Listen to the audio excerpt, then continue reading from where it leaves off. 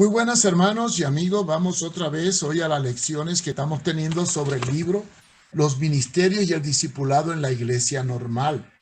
Hoy vamos a una lección que es la número 14. Cómo proyectar la enseñanza dentro de los discipulados y dentro de la iglesia. Es importante saber cómo debemos nosotros transmitir lo que la Biblia nos enseña. Y algo muy importante que tenemos que tener cuidado.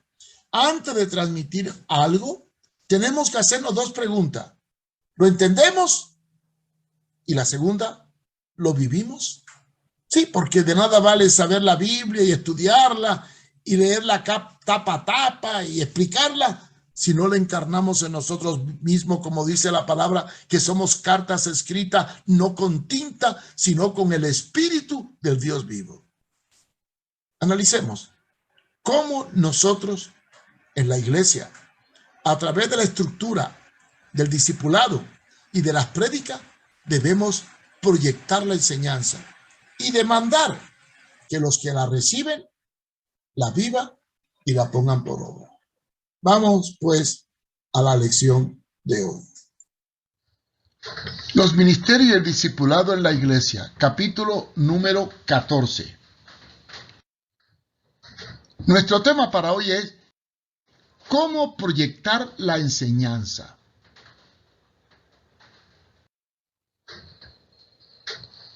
Estamos retornando al concepto del discipulado, porque nosotros somos cartas escritas. En esta lección queremos exponer las bases de una verdadera enseñanza bajo el principio del discipulado. Recordemos que para ser discípulos necesitamos algo más que una conferencia, o un sermón, o una clase, o un plan.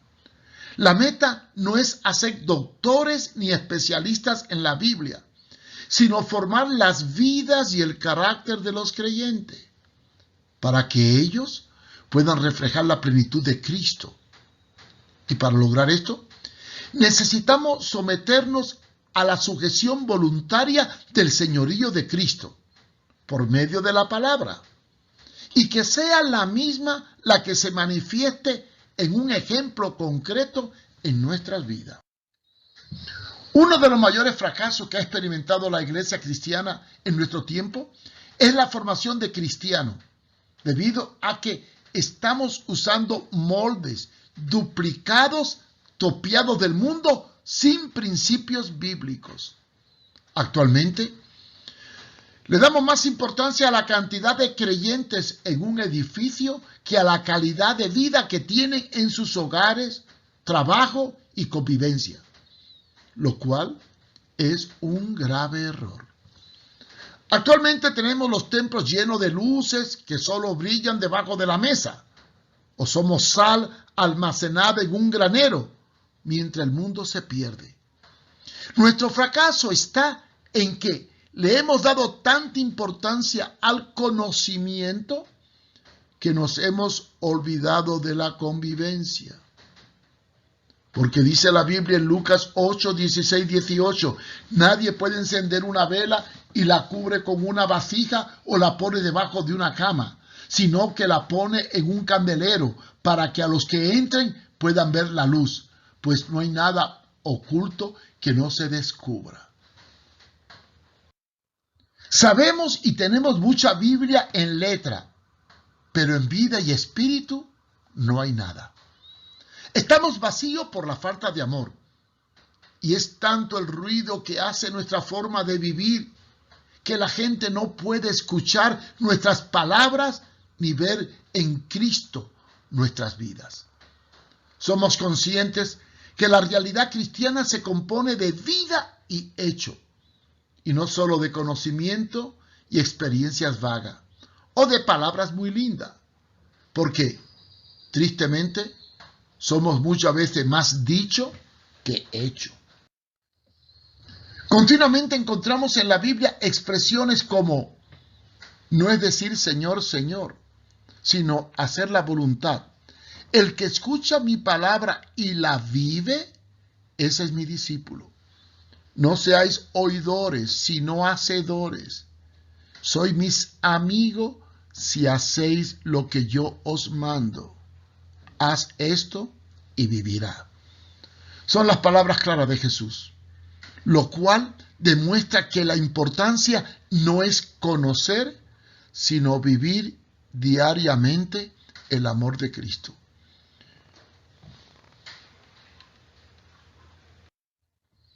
La iglesia primitiva no tenía Biblias impresas, ni tratados, ni libros de teología, ni seminario, pero tenía algo que a nosotros nos falta. Ellos tenían testimonios vivos de esa palabra encarnada en hecho.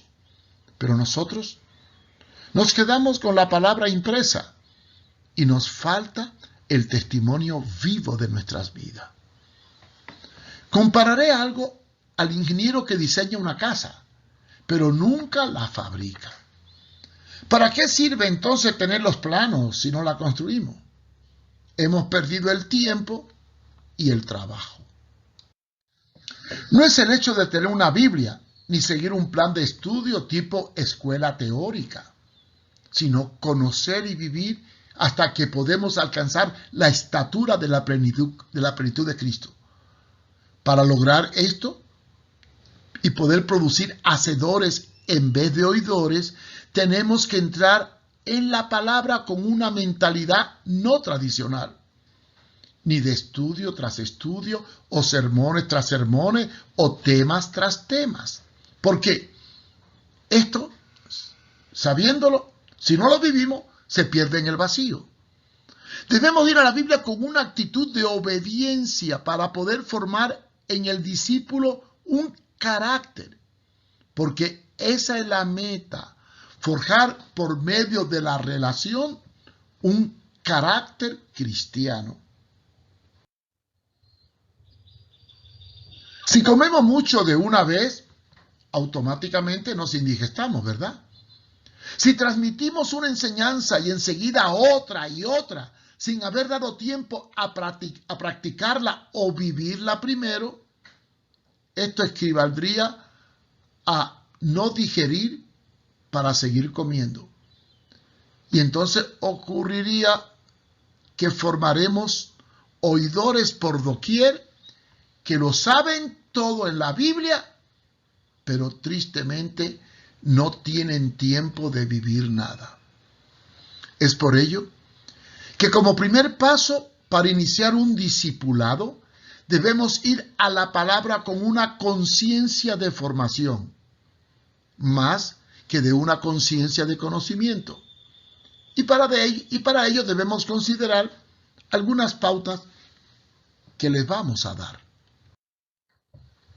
¿Cómo leer y ver la Biblia? Muchos tienen el libro de la Biblia como si fuera un Dios. Creen que lo sagrado es la letra impresa y hasta le rinden culto a ella. No la dobre, no la estruje, no la marque, etc. La Biblia revela la realidad, pero no es la realidad. Pues con solo saberla no podremos llegar al cielo. Para llegar al cielo no hay que saberla, sino vivirla. La Biblia nos muestra la luz, pero no es la luz en sí, sino que nos muestra cómo encontrar la luz. La Biblia nos muestra el perdón, pero no es el perdón, ya que el perdón no es simplemente saberlo o poseerlo, sino ejecutarlo. No tengo la salvación con cargar una Biblia. La Biblia nos muestra el Espíritu Santo, pero no es el Espíritu Santo. Podemos tener la Biblia puesta en un altar prominente en nuestros hogares y, sin embargo, estar fuera de la vida nuestra en el diario vivir. Lo primero que tenemos que tener en mente es que la palabra nos da letra, conocimiento y verdades, pero todo esto no vale nada si no lo experimentamos en nosotros mismos y lo encarnamos vivificándonos en la palabra.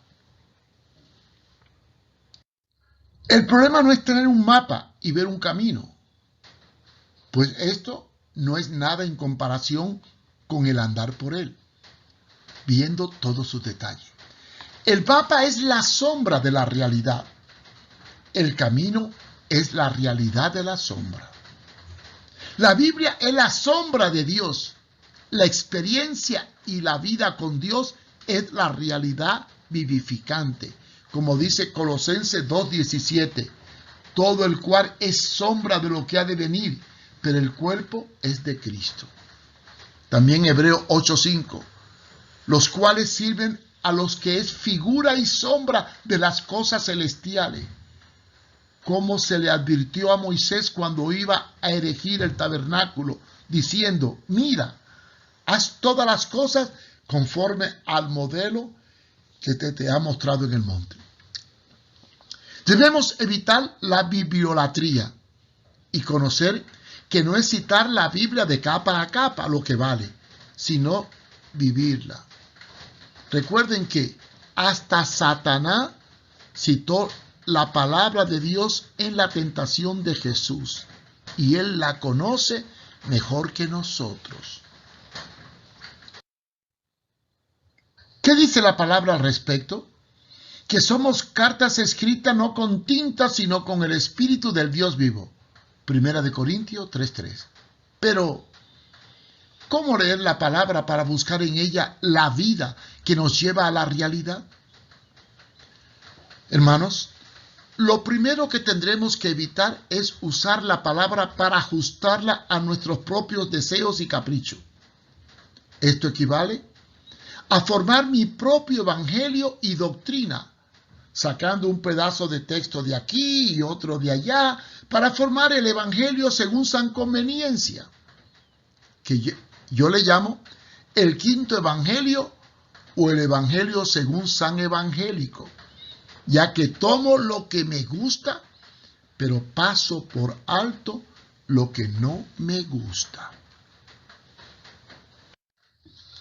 El evangelio según san conveniencia es aquel en el cual me apoyo cuando quiero hacer lo que me da la gana. Esto ocurre cuando voy a las escrituras premeditadamente para buscar sostener mis decisiones preconcebidas y justificar así mis errores. Por ejemplo, no quiero sujetarme a nadie y busco un texto que me apoye, mutilando el sentido, marco y contexto para formar mi propia doctrina.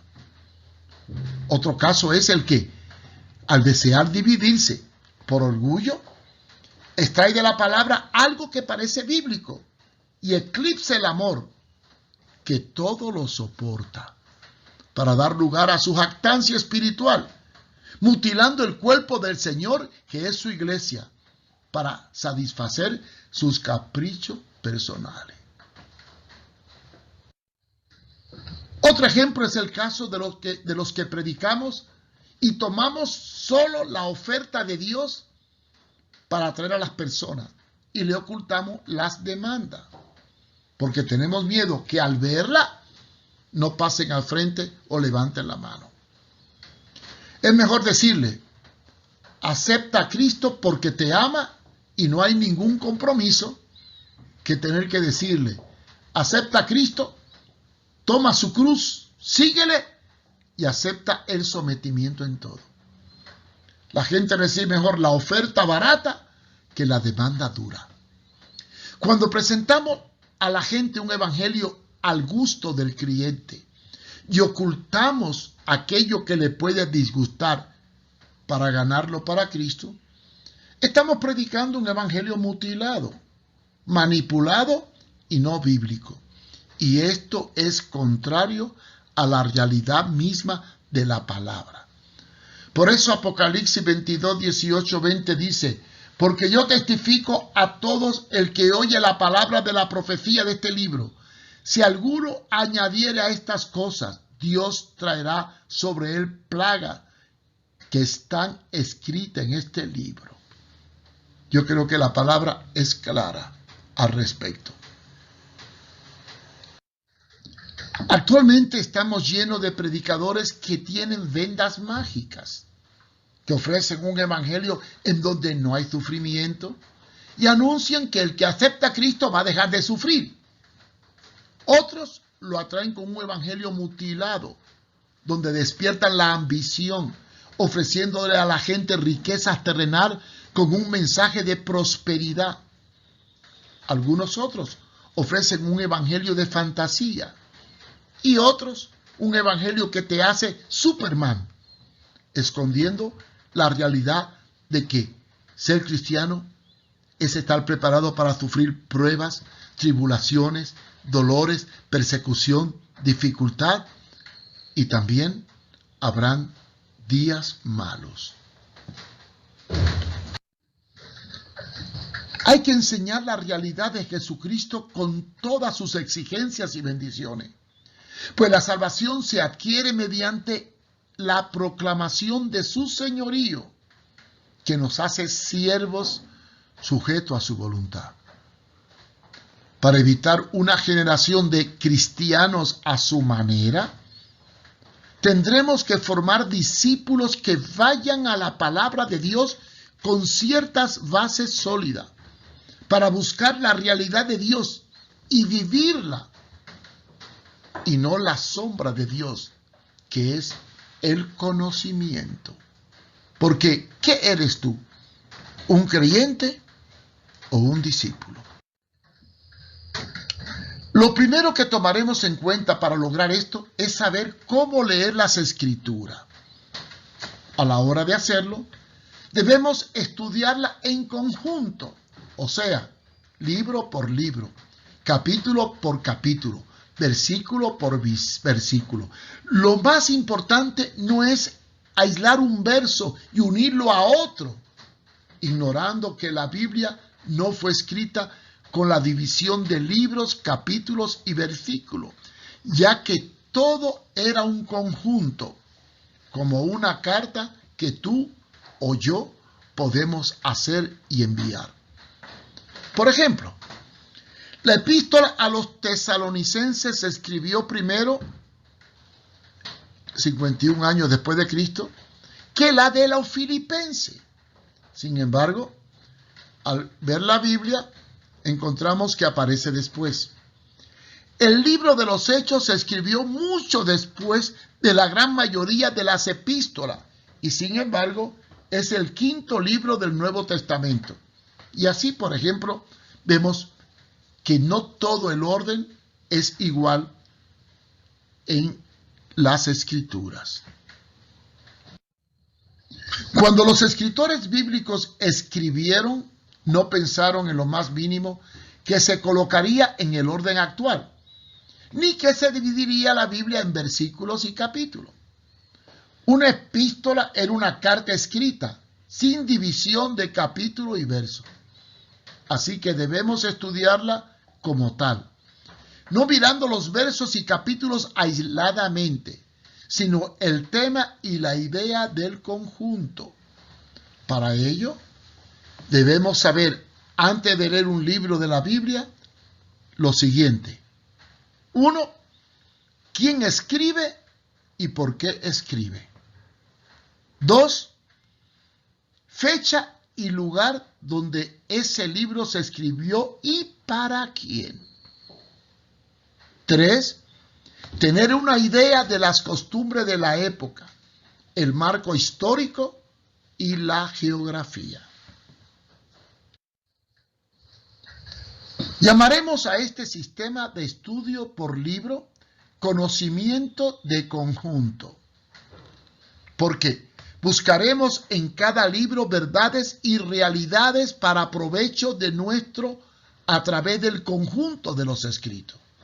No podemos aislar un texto de otro dentro del contexto. Para ello, debemos tomar los principios de las reglas de la hermenéutica. ¿Qué son las reglas de la hermenéutica? Si un documento está en otro idioma, se necesita un conocimiento de ese idioma, incluyendo una comprensión de la estructura y la expresión idiomática de ese idioma en la época. Tenemos que reconocer los tipos de formas literarias y comprender el contexto histórico y el tiempo preciso en que fue escrito. Así podremos establecer un criterio del documento. ¿Cómo estudiar la Biblia para vivirla y crecer? Sabiendo cómo leer la Biblia, pasaremos ahora a estudiarla para vivirla. No solo buscaremos estudiarla en su conjunto, sino bajo el concepto de los temas más importantes de la misma. Y así formaremos un correcto crecimiento dentro del cuerpo de Cristo. En las células de discipulado usaremos el estudio de conjuntos. ¿Qué es esto? Estudiando el texto en el conjunto con los contextos y buscar el estudio de concepto, palabras clave dentro del texto. Esto último será de vital importancia para formar un verdadero pueblo de Dios con entendimiento claro de la palabra. Partiendo de los puntos anteriores, tenemos que entrar a la formación de discípulo. Para ello tomaremos verdades y conceptos clave que se enseñarán y enfatizarán a lo largo de la enseñanza, hasta que estos dejen de ser solo una enseñanza para que formen parte de una realidad viviente. Un énfasis es la consecuencia y el resultado de utilidad sobre una palabra que encierra mucha enseñanza. Y en la enseñanza, la primera lección no se debe dejar hasta que se lleve a la práctica. Por lo tanto, si primero no entienden el principio, no pasaremos al final. Y así puede tomar meses en que podamos asimilar la vivencia de lo aprendido en la palabra. La pauta a seguir para no caer en el error y formar solamente oidores olvidadizos es tomar una lección sobre cierta verdad cristiana y comenzar a vivirla. Ejemplo, hablamos del amor. Y al estudiar esta realidad en la palabra desde todos los ángulos, escritos y conceptos, llegamos a tener una idea de cómo debemos vivirlo. Y entonces poner tarea para que el amor comience a formar parte de mi conducta. Después, debo proyectarlo hacia los demás, realizando tareas prácticas de vivencia para ejercer con la vida esta lección, hasta que asimilemos ese amor estudiado en hechos concretos. Por ejemplo, si es un discípulo joven que demuestra el amor en la casa, haciendo cosas que nunca antes había hecho, lavar los platos, limpiar la casa y revelar con hechos la realidad del amor. Buscaremos las áreas en donde vivir el amor sea más factible y nos enfocaremos hacia esa dimensión de la vivencia, hasta que esto llegue al amor más sublime, que es el amor ágape, que es el amor de Dios. Y no entraremos a otro concepto o tema hasta que entendamos muy bien que el amor ágape se da incondicionalmente sin esperar nada a cambio. Si no se logra el amor como fruto de conducta en un mes, seguiremos en este tema. Y solo lo dejaremos cuando el mismo sea parte del estilo de vida. Así formaremos ejemplos vivientes y no solamente cerebros con conocimientos de amor, pero sin saber vivirlos en la práctica. Si tomamos el tema de sujeción, no dejaremos de enfocar este tema hasta que todos estén sujetos, como manda la lección. Si estudiáramos el señorío de Cristo, no dejaremos que este tema se abandone hasta que en verdad el Señor sea el dueño y Señor de todos nuestros bienes. Recuerdo que en Honduras comencé el discipulado y tenía un discípulo que como producto de esta tarea le puse como trabajo actuar en su hogar como siervo de Jesús. Por lo tanto, iba a hacer aquello que no le gustaba y que para algunos, de hecho, es difícil. Y lo más molesto. En este caso era ayudar a su madre a fregar y limpiar los trastes de cocina. Este joven durante una semana ejerció el señorío de Cristo haciendo todo aquello que no le gustaba en su casa como siervo. ¿Saben cuál fue el resultado? Fue tremendo. Sus padres quedaron impresionados por su conducta a tal grado que los atrajo a la iglesia. Así que él predicó sin palabra, pero con hecho, cumpliendo aquel mandato de Jesús en Juan 13:15. Porque ejemplo os he dado, para que como yo he hecho, vosotros también hagáis. La formación del discípulo en su carácter cristiano debe ser lenta y paulatina, según vaya viviendo cada lección en todo el conjunto, va creciendo. Tristemente lo que ocurre en la iglesia de hoy es que una semana le hablamos de una necesidad y la otra de otra. Hoy le enseñamos a orar, la otra semana de buscar almas, después de visitar y en la cuarta reunión de cómo diezmar. Al cabo de los tiempos ya no se acuerda de nada. Se olvidó de la primera lección y no la pudo vivir. ¿Por qué? Porque no se le dio tiempo de vivir una lección antes de pasar a la otra.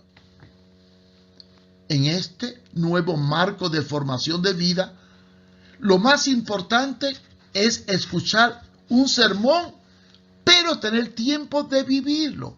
O recibir un estudio cada semana, pero no tener tiempo de vivirlo. Esto es un error.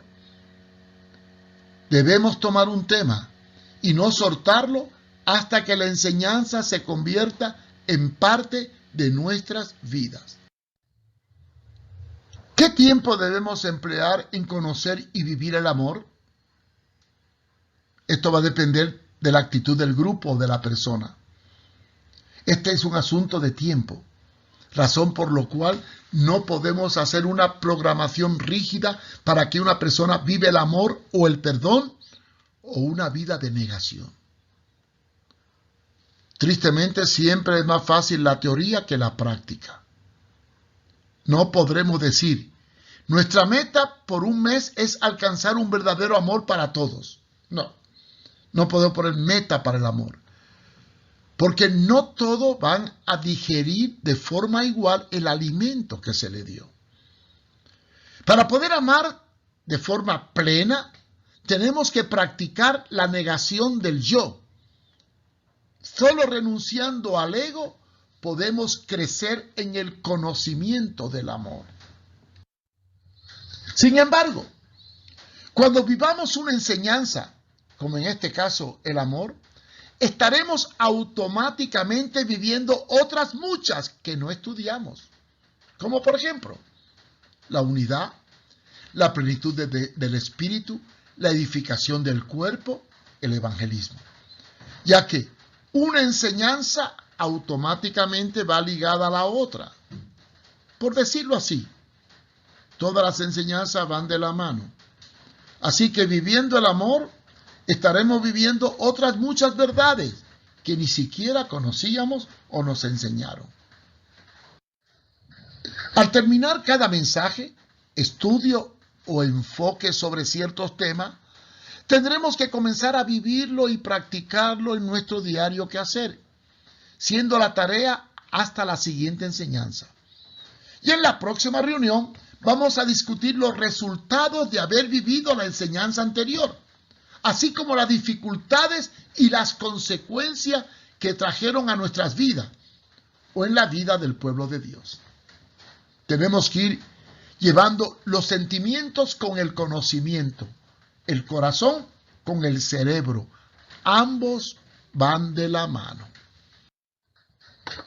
¿Cómo se proyectarán las enseñanzas bajo el discipulado? Si estamos en un marco de gente nueva, iremos proyectando la enseñanza de acuerdo no a un plan de estudio, sino a sus necesidades personales. Debemos considerar la situación socioeconómica del nuevo convertido. Para nosotros, de acuerdo a su necesidad, determinar qué área tenemos que educar. Pues la enseñanza depende de la necesidad del discípulo a su condición pecaminosa de la cual vino. Y cuando llegó a la iglesia, ¿cuáles son las características de las necesidades humanas? Hacia ahí proyectamos la enseñanza. En Argentina, como en Costa Rica, los que recibieron la luz del discipulado han tenido el problema de tener que luchar contra sus estructuras y costumbres arraigadas por años. Implantar un discipulado en una iglesia ya formada es tarea bien difícil, por no decir imposible. Mientras que para nosotros, que estamos formando iglesias desde este principio, es fácil, porque no hace falta una renovación de la mente, porque ya están dentro del marco de una iglesia que funciona bajo el principio del discipulado, como es nuestra iglesia local. Cuando se trabaja con gente nueva, no tendremos que afrontar cambio de estructura. No es lo mismo reeducar que educar, ya que no tenemos nada que sustituir, sino todo que dar. La formación de vida y poner un fundamento desde el principio es mucho más fácil que remover viejas estructuras para poder poner una estructura nueva o un vino nuevo. La aplicación del término renovación no cabe cuando iniciamos una iglesia con el principio del discipulado, pues partimos de la formación, ya que no estamos formando vida partiendo de una iglesia ya hecha, sino de cero, con una relación personal con nuevos creyentes, formando con ellos una iglesia bajo este principio. Sin embargo, no es igual cuando un grupo de iglesias ya establecida tratamos de implantar un discipulado cuando ya tienen otras estructuras enraizadas, o el tomar a un hermano que viene de otra iglesia y anda suelto y no ha tenido paternidad espiritual, lo cual hace difícil el trabajo de discipularlo, porque al estar formado, desmantelar la estructura vieja para poner principios nuevos va a costar mucho trabajo. No es lo mismo educar que reeducar, ni es lo mismo construir que reconstruir. Nuestra ventaja está en que nosotros como iglesia no tenemos que cambiar estructura, ni destruir nada, ni contender, ni enderezar o modificar algo, sino formar nuevas vidas en el principio original, ubicados en el Señor con una mentalidad cristocéntrica, sin prejuicios sectarios, unidos en amor, dispuestos a una entrada a la iglesia bajo el señorío de Cristo y conscientes del papel actuar de la iglesia en la restauración de todas las cosas en Cristo Jesús, como enseña Efesios 1, del 9 al 10. El discipulado nuestro lo iniciamos partiendo de un punto fijo: forjar vidas nuevas, ya que no es conveniente echar en odres viejos vino nuevo.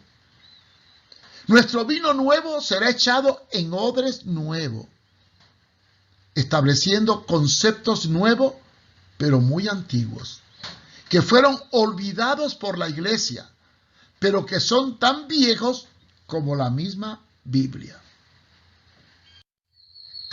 Una vez que sea realidad el señorío de Cristo, entonces aparecerá el amor, la unidad, el discipulado, la sujeción, la multiplicación, etc. Lo cual se hará evidente en nosotros, transformando nuestras vidas para hacernos discípulos.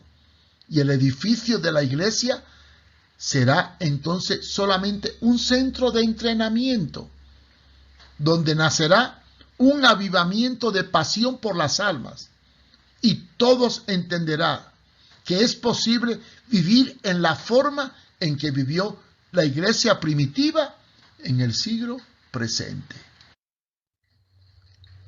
Cabe ahora enfocar que nuestra vida tendrá que enfrentarse a una renovación de nuestro entendimiento en conceptos tremendos, antes de ver el crecimiento que está reflejado en el libro de los Hechos. Para ello, tendremos que vivir una serie de enseñanzas básicas y asimilarla a fondo en la vida de la comunidad bajo el principio del discipulado. Al iniciar un discipulado, el discípulo debe tener bien claro algunos conceptos y enseñanzas como son: 1. El señorío de Cristo. 2. El amor ágape. 3. La unidad del cuerpo. 4. La sujeción del miembro con miembro. 5. La comunidad de discípulos. 6. La multiplicación del discipulado. 7. La necesidad del ministerio. 8. La esencia de la iglesia local. Y 9.